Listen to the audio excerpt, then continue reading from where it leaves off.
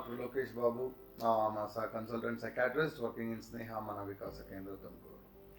So, on the series that we are talking about, I am talking about today's topic is about codependency. So, codependency and narcissistic personality disorders are very popular and very familiar, and everybody knows about it in Instagram or whatever. But what exactly is a psychiatric perspective of a codependency is what we would know. So, what actually happens in codependency?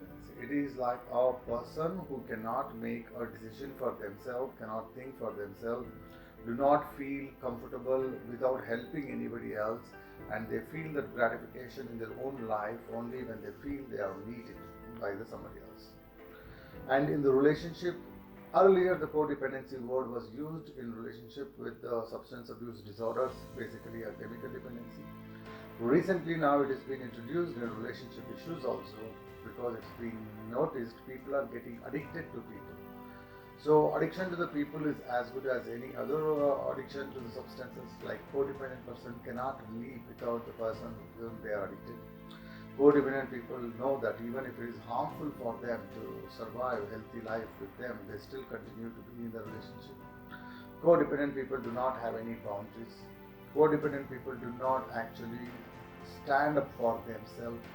Codependent people always keep waiting for appreciation or a reward which will be given to them.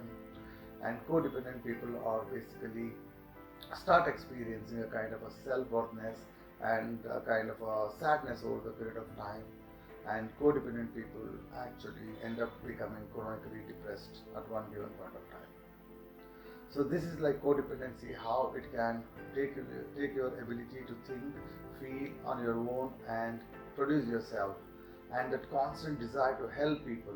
So it's in the relationship. There is even in the friendship and common activities, you can identify people who are always ready to help somebody else, who is always ready to take care. Even the calls at 2 o'clock in the night, even though the person is not so significant or whatever. Or if somebody says like, oh my God, because of you I'm surviving here, so other person goes to any extent to do a favor to them and things like that. So codependent person is basically dependent on other people's approval, recognition and a feeding of emotional needs to him, because the codependent person cannot think for themselves as a good, independent, self-dependent, self-loving individuals. So this is the pathological part of the codependency.